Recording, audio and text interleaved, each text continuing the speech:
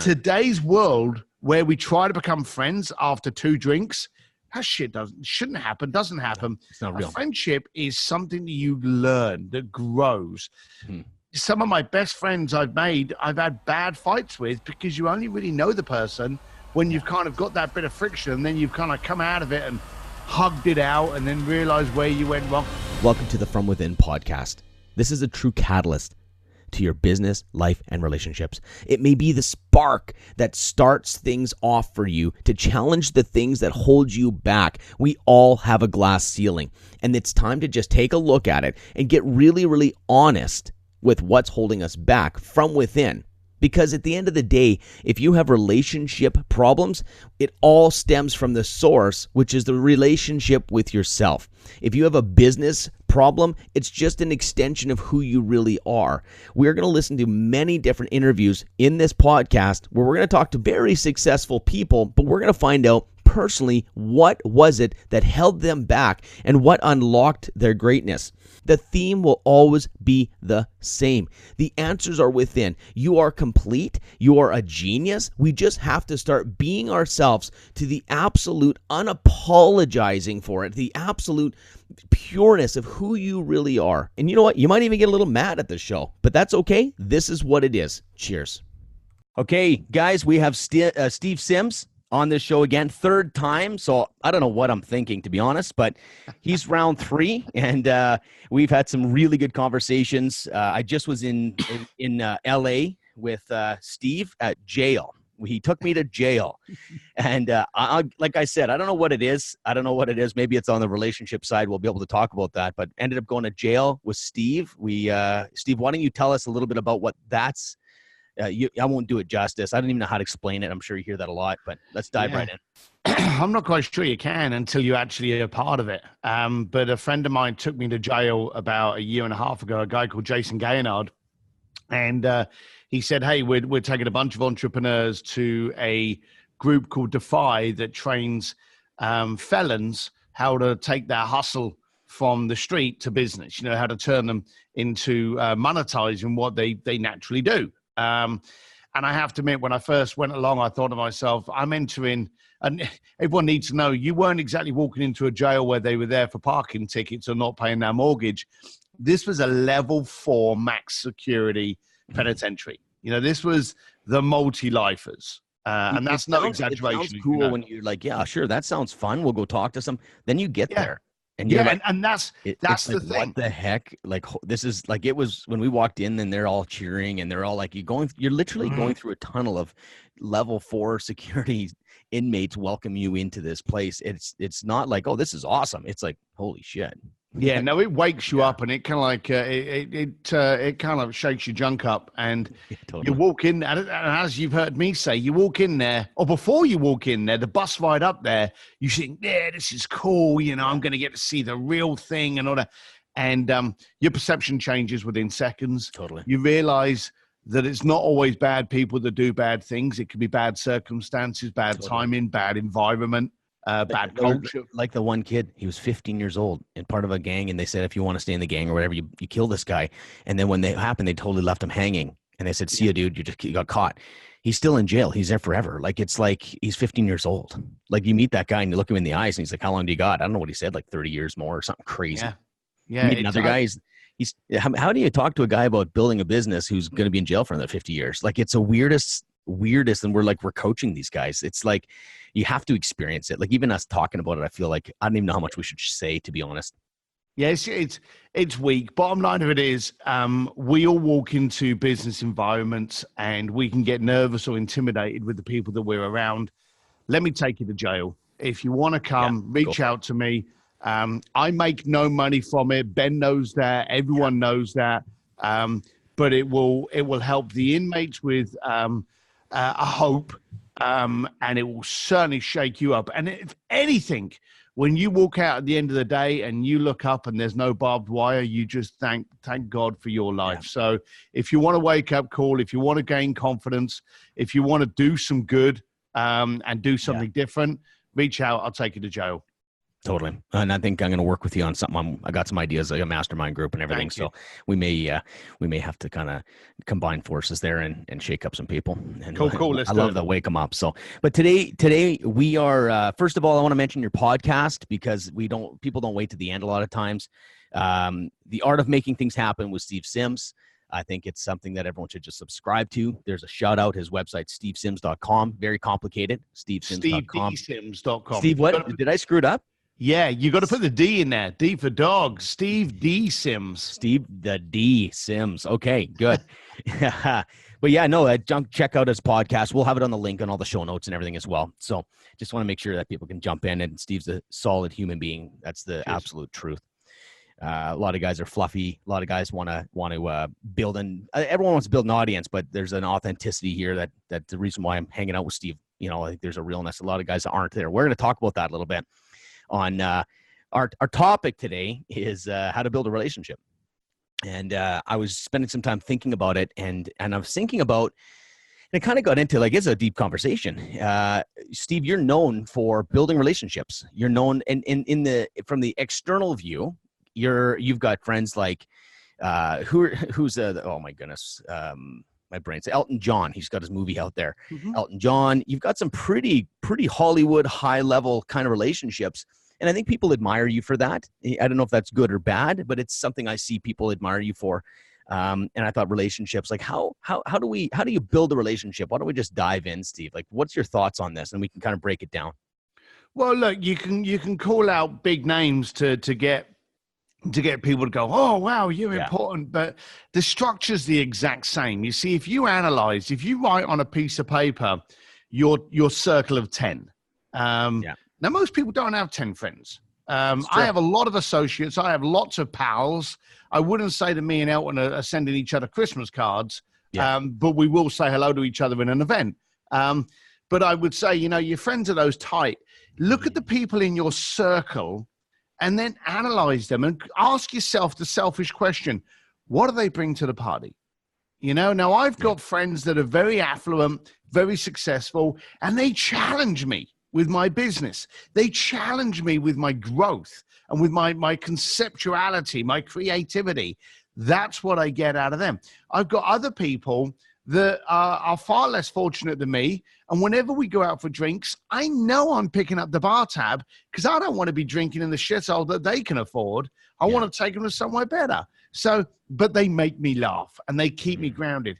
But you speak to people and you go, oh, why do you hang around with Johnny? And they go, well, we went to college together. Like, why? Well, was he a dick then? And they went, well, a little bit. Well, he's an A-class prick now. The only reason in your circle is because you freaking went to school with a guy. So that's the tie. That's the same thing as the jail, the location and the environment. So you've got to analyze and you've got to do an audit on the people that are around you and find out what they bring to the party. Now, when you know what they bring to the party that give you a relationship, then you can look at other people that you want a relationship with and ask yourself the question, all right, what can I bring to the party? What can I challenge this relationship with? Where is the win-win in us knowing each other? Now, me and you, we get to do this for your community. We get to hang out. We get to chat. We get to grow. We get to challenge. We were talking about business concepts earlier and about ideas and create. In the 15 minutes we were chatting prior to this, we were talking about a whole manner of things that I won't reveal. But we were challenging each other with, well, what about that? Or what about... That's a relationship. When you look at someone and they drag you down, or they don't bring anything, or they don't add to your value, that's not a relationship. So those people need to go. And whenever you look at someone you want to have a relationship, deliver a win-win, deliver value so you can keep them tight.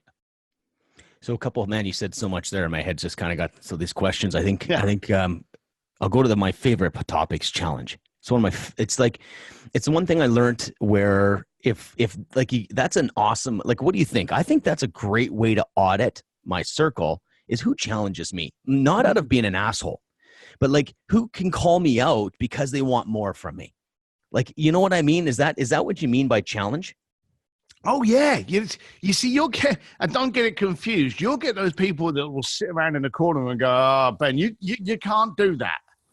Now Yeah, that's not a that's not what we're goal. talking about. No, we're not talking about those people. No. Those people don't want you to be successful because you will Yeah. reveal their inadequacies. You will show them quite simply that you can and they can't. It'll establish how lower they are. And that's, it's just the two ways to build success, right? You tear down everybody else and then you're your highest man standing, or you build your biggest building. It's those people, right? Yeah, it's the people that challenge you are the ones that seriously look in your eyes and go, well, why will that work, Ben? And what's the reason behind it? Where can it go? How is this scalable? Yeah. Now, those people aren't the naysayers. I saw this is fantastic. And my wife will look at me. Well, she won't even look at me. She'll be making the dinner and she'll be like, well, why is that what you should be sinking your energy into? So where's true, the ROI? So and the famous line of Joe Polish, is the juice worth the squeeze? Now, as entrepreneurs, which we all are, the easiest way to make an entrepreneur go bankrupt is to turn around and go, hey, I bet you could do that for $100. Yeah.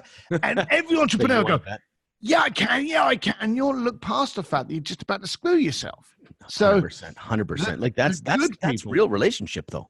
Like it is. But it also takes balls, because if you're sitting there going in a relationship where you want to be liked all the time, you'll never do it. You'll never get to the depth. You know what I mean? Like I'm trying to get in with someone, or like there's so much out there. Like, like guys taking pictures of Ferraris and putting it on and renting them, and they're not even there. Like that stuff there just makes me irk. But you'll never get that real depth out of those guys, because they're going to tell you what they want to hear. Like I think that's the difference between the challenging person.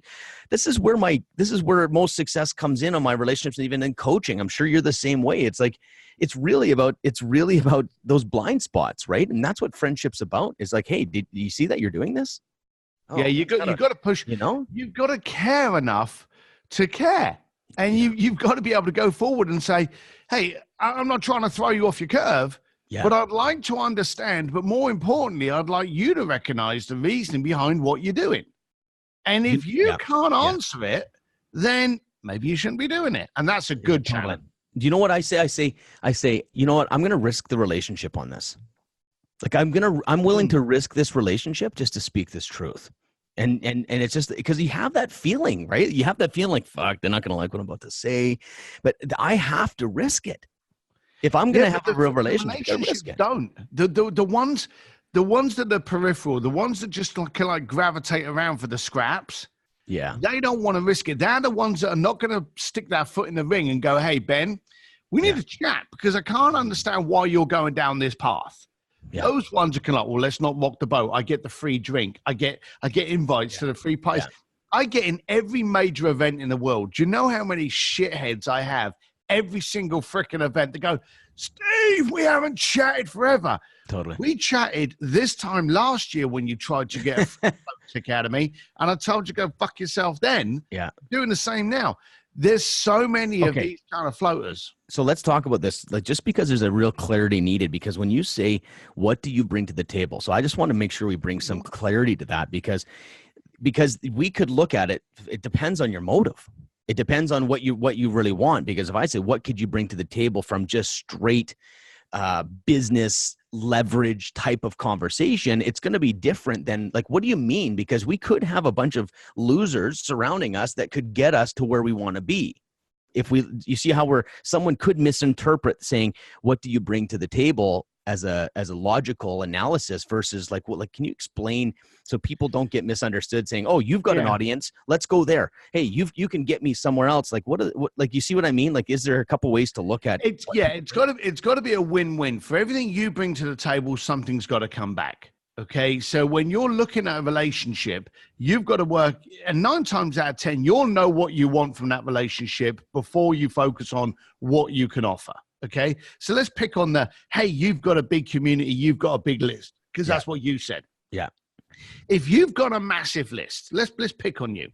Sure. If you've got all of this following and you've got all of this credibility, then that benefits me. Okay. If you have me on your show, it establishes me as an expert. It establishes me as credible. We're talking now because you view me as credible. You've known me for a while, and you're comfortable with doing that. So I'm winning on this relationship on that side. Okay.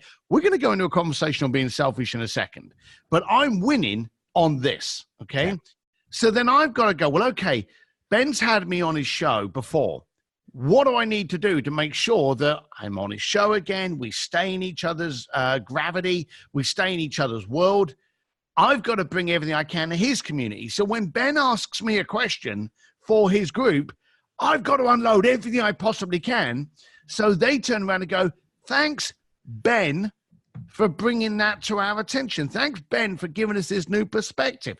Thanks, Ben, for challenging. So whenever you get into a relationship, 9 times out of 10, you know what you want. But for the relationship to be strong, to be fruitful, and to grow, you've got to use all your effort to go, okay, how can I make this guy better?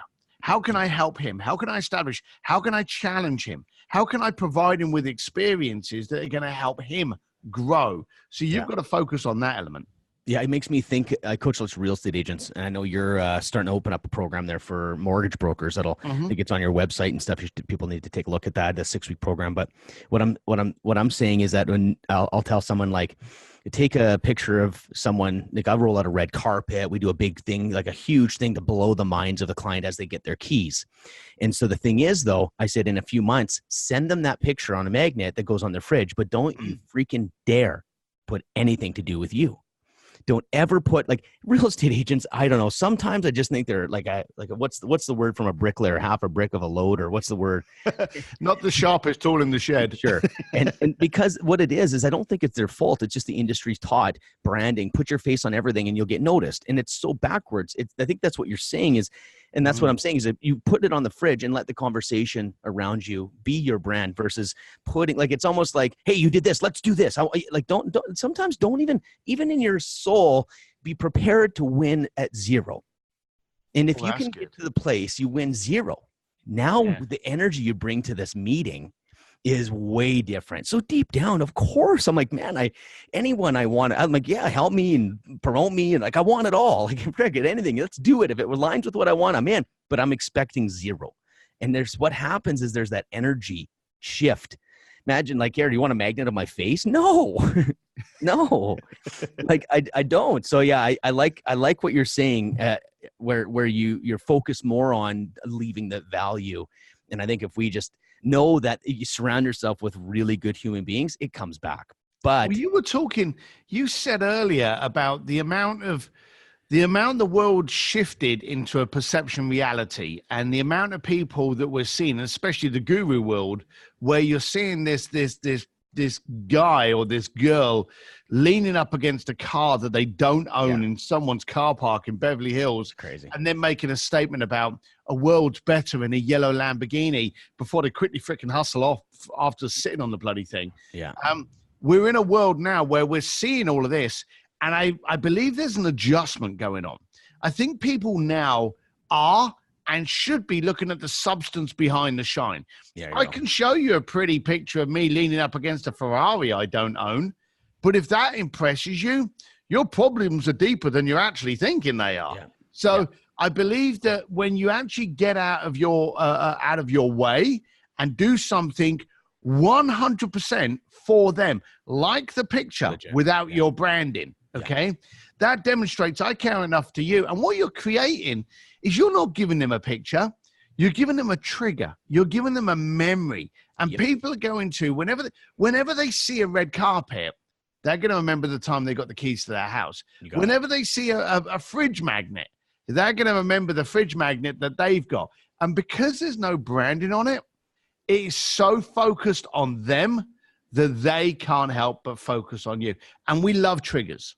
Yeah, that's the key. But we're talking the emotional tie. That's the secret. Like, if we can't, that's the obsession. Like, for example, no one knows, right? When I didn't know you, I met you once through a group together, and I had a good sense about you, and I thought, you know what? Let's get Steve on the show. I'll start my podcast. I thought, so I'm just going to share. Like, I just thought, instead of just saying, like, hey, Steve, like, I thought, like, how could I really open the door to make an emotional connection. And so yeah, well, why don't you explain? And because you're the one who received, I sent you an invite to the show in a little bit different way. I don't really share this too much because I like to keep it a little bit. Oh God, you put me on the spot now. I can't remember. The box with, I sent you a box. It was a London box. Inside was a black letter with a wax seal inviting you. It was a full marketed picture of you on the show. And saying, would you mind coming? Would you want to be a guest on our show? It was a shipped present to you. And it was shipped. I remember it was a delivery. I do. And that, you know, here's the funny thing. And again, in all honesty, which validates your point. I remember the arrival. Okay. More than I remember what was in. Because people send an email and there's no sound to it. But when you actually get something posted, you got both hands on it. You're ripping open the paper. The anticipation, and why that reminds you of when you were a kid getting a birthday present. Yes. Okay. That's why we love Amazon so much. You know, we get our toilet rolls in a box, but we're opening it and we're like, oh, what's this? Yeah, what is it? You know what it is, you dumbass. You ordered it yesterday. Yeah. You know, it's toilet roll. But yeah. We get excited by opening up Amazon box because it reminds us of when we were a kid and there was something in it. So I do remember getting the box. I do remember the anticipation. I do remember there were promotional items in there to get me encouraged in the show. Yeah. But I just remember the fact that you took the time to send it. Very, very few people have done that. So I do remember. It's funny. That. I remember you right away. You sent me a video back and you said, do you want, I can promote this for you. And I had a choice at that point. And I said, no, that's just for you. Like, I don't want to risk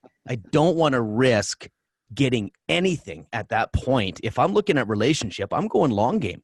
And it's like, I feel like if you don't know me, we don't have a relationship. We don't even trust each other. I think, how am I going to be like, how do I show like a bit of who I am without making it all about me? And that's where like, hey, Ben, you know what? I'll give a shout out for online. I'm like, don't worry about it. That's just for you, Steve. And there's a piece of you that dies on the inside, right? I'm like, well, that was a mess. No, it wasn't.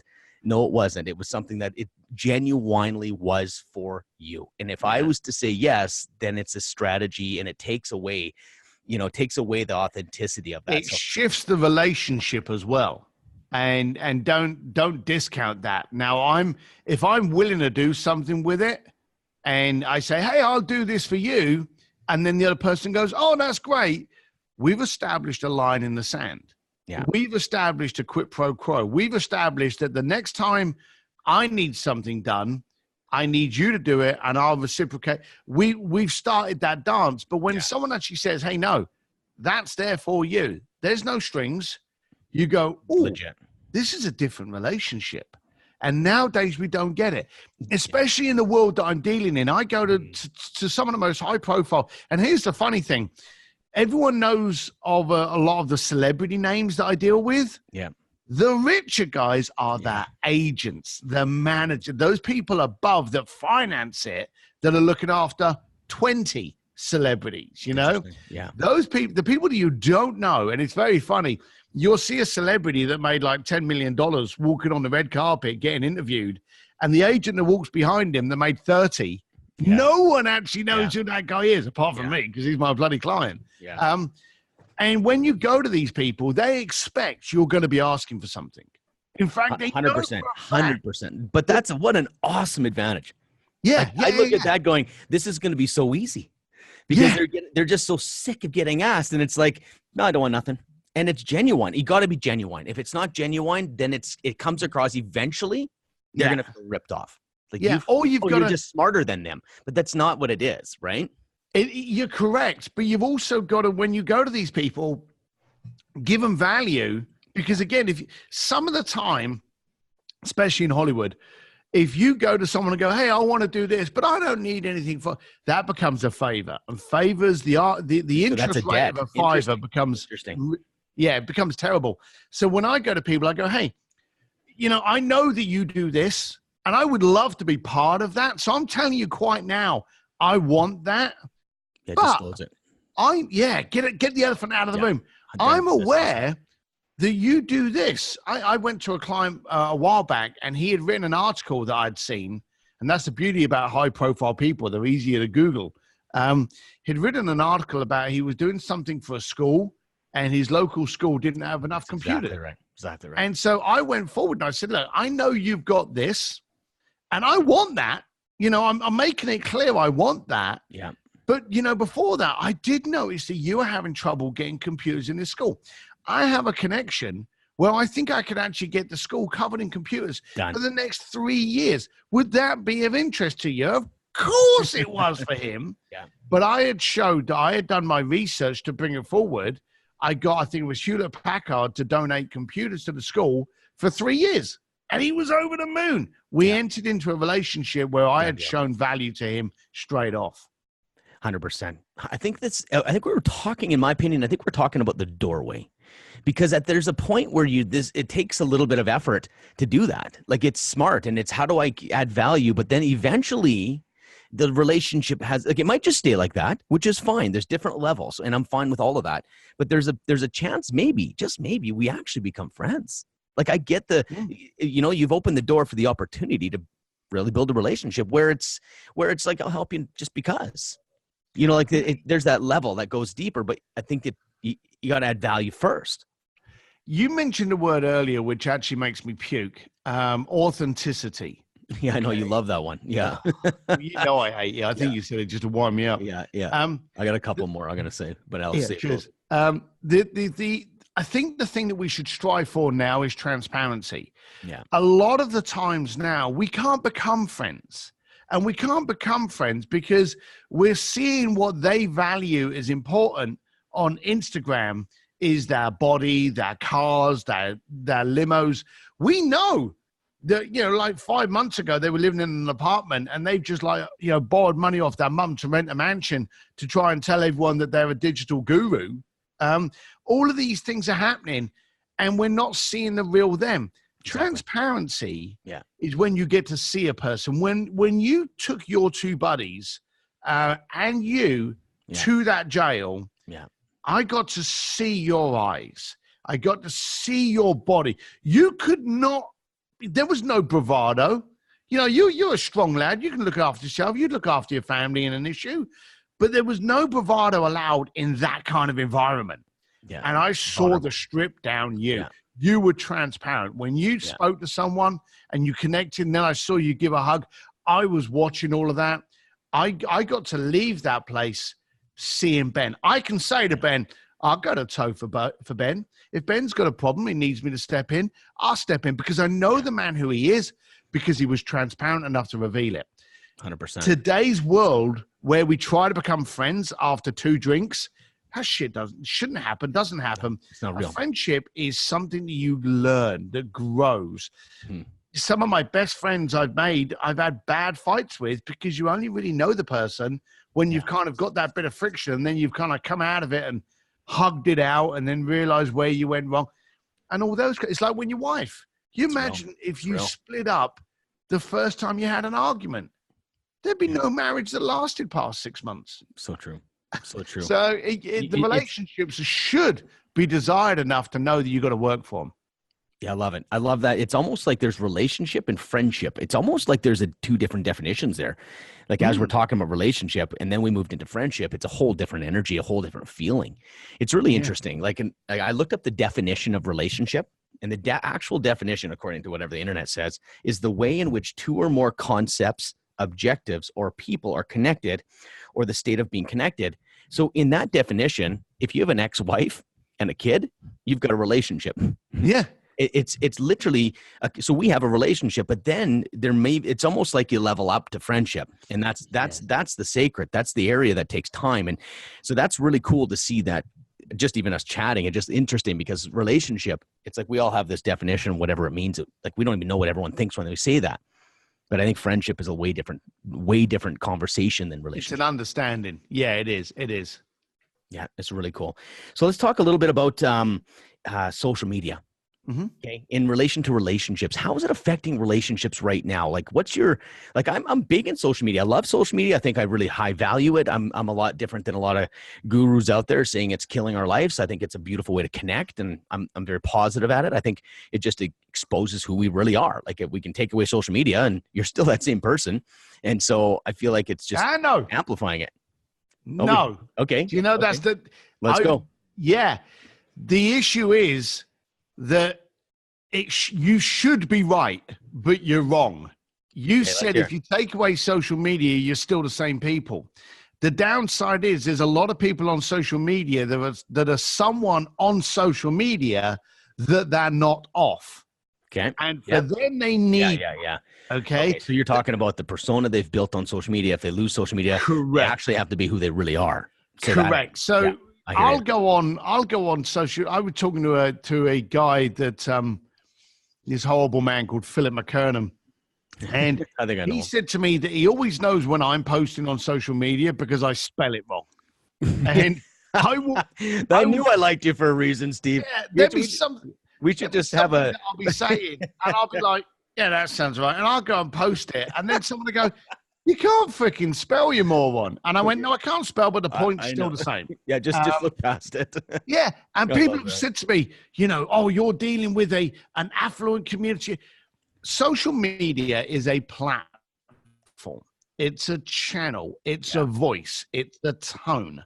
And if you try to perpetuate someone that you're not, then it becomes effort. It becomes work. It becomes distracting. It becomes controlling. A lot of the people that don't like social media don't like it because sometimes they're being forced to be someone that they're not.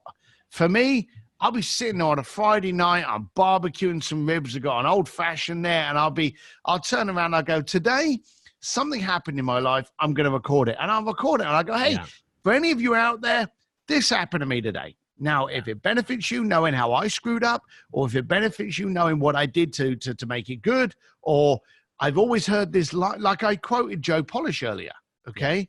I'm a great believer that if you hear something from someone that said it really intelligently, then you can quote them. That's why we're not quoting Philip McKernan, because he's never said anything intelligent. But Joe Polish has, so I'm always very proud to say this, and he said a lot of good shit. So I will often go, hey, this helped me today. Like I said to you, is the juice worth the squeeze?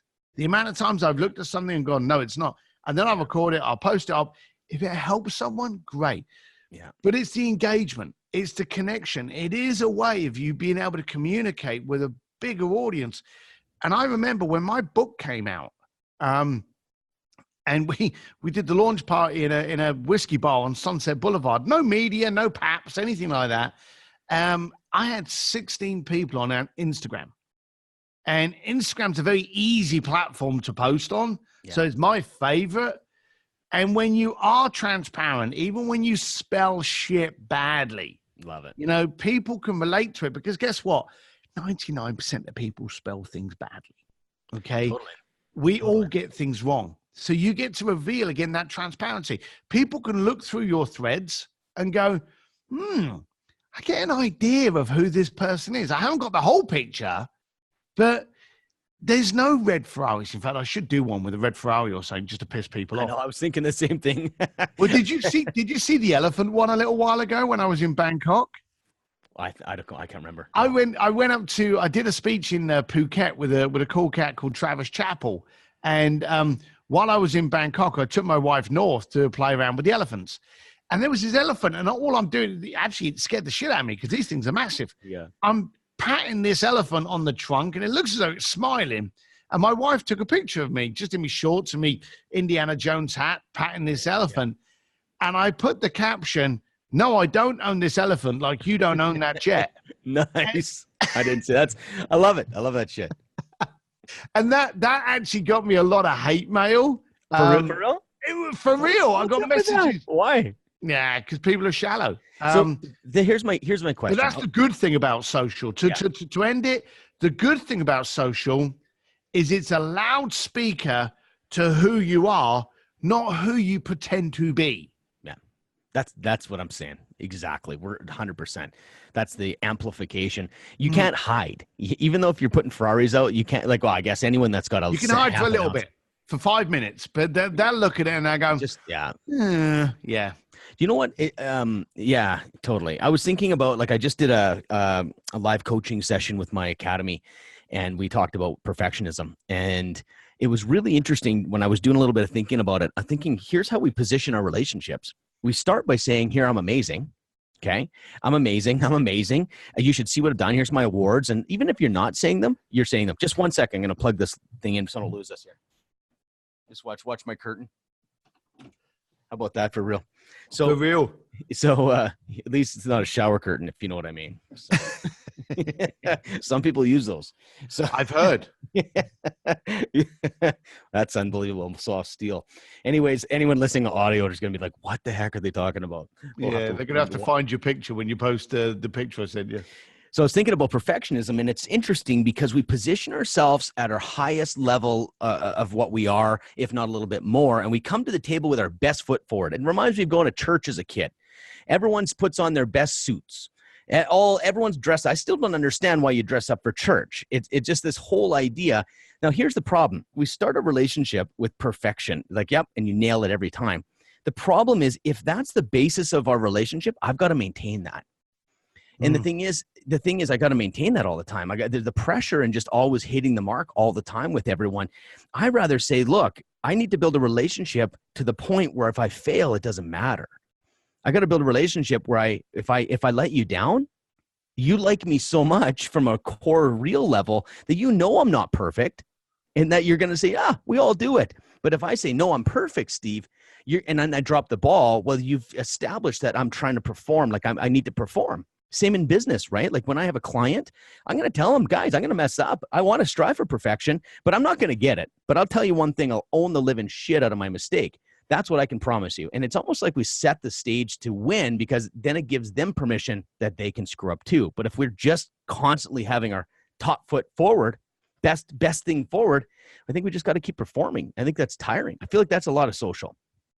Yeah. It's everyone. You're right about this perfection. I have a saying that I made up, probably one of my only quotes, is that perfection is a blue unicorn with 3 testicles. It doesn't exist. And we just need to, as we were joking about the shower curtains and you've got to get going. And this is an Ari Meisel quote, get going, then get good. And just keep fine tuning and editing, because you never hit that perfection. That's what I hear a lot of the time from people. It's not real. It's that golf game. Yeah. You've just got to keep focusing on putting as much energy as you can in. Because here's the dumb thing. You would never buy a laptop with the kind of warranty that a human being carries. Because every human in the world, it ain't going to perform as good as it pretends.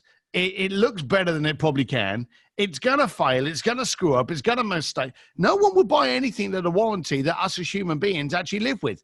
We do make mistakes. But I think the biggest thing you said from that was that you will own it and grow from it. Our greatest success always comes from our greatest mistakes.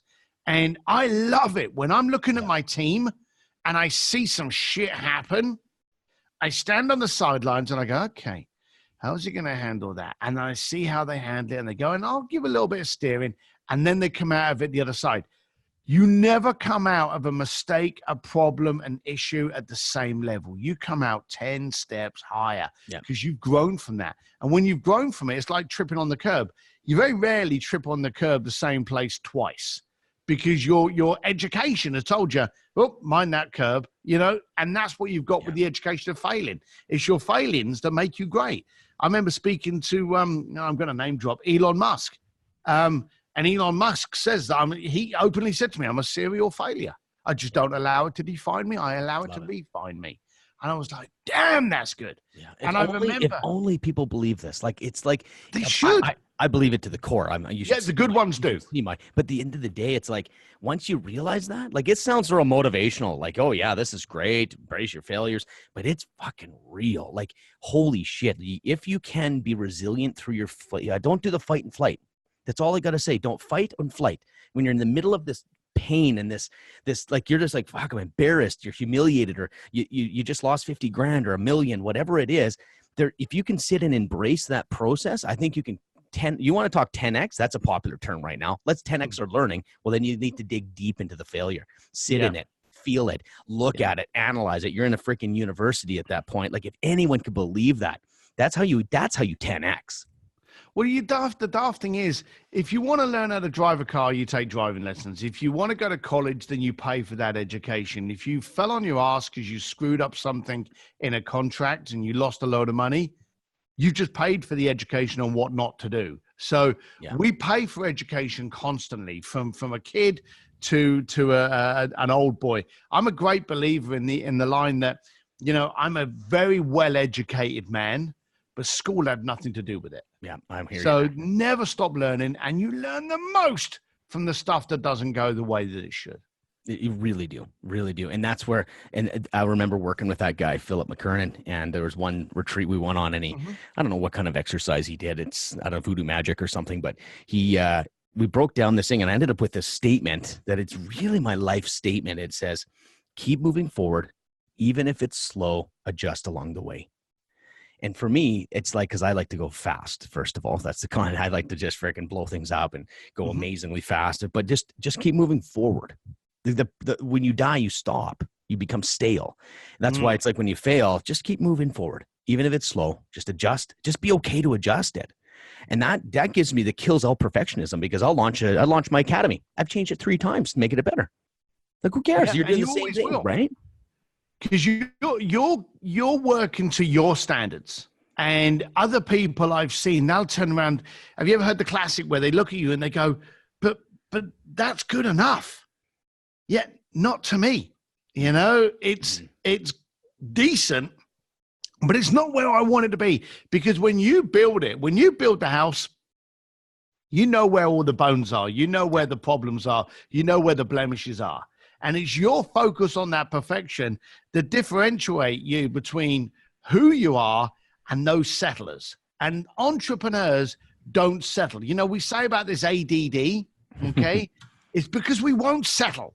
We want to be challenged. We want to be compelled. Yeah. We want to be engrossed. We want to be committed.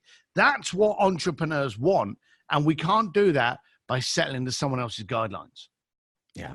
Now you're getting me excited. That's a whole nother show, man. That's a whole nother show. I just got Ben excited. Yeah, now you're getting excited. I thought you were sitting funny. Yeah, it wasn't gas. I was really excited. So, anyways, you know what? On that line, I think we're getting close to the end here. I was thinking one last thing. Like, if you were to speak, I think you just did, actually. I think we're just going to wrap it up. I think that was almost our closing remarks for real, because it feels right. It feels right. I think we've talked about some really, really good stuff here. We're going to wrap it up. I know our time's pretty much at the end. And Steve, thanks so much for being on the show again. I enjoyed it. Really good value. I like hanging out with you, and truly appreciate it. And everyone can check you out at the very beginning of the show. We gave all the things. There's podcasts, there's stevesims.com. If you're a mortgage broker, there's a course that you can take, and whatever else he comes up with. He's got, well, tell me about your distillery. I haven't heard of that on our podcast. So I have a program called Sims Distillery. It's only $297 a year. It's all of my videos. It's a 16-step course on there. But also, when you get into that membership, it's an annual membership. You get the the private Facebook page where you get all of my personal stuff that's going on. You get alerts to my speakeasy, my events, and you get the community. You can ask other members of the Sims Distillery questions. So it's a great community that we're building up via that. And that's at simsdistillery.com. Yeah, I love it. I love it so much. Anyways, till next time, Steve, thanks very much for being on the show. See you soon, pal. Bye.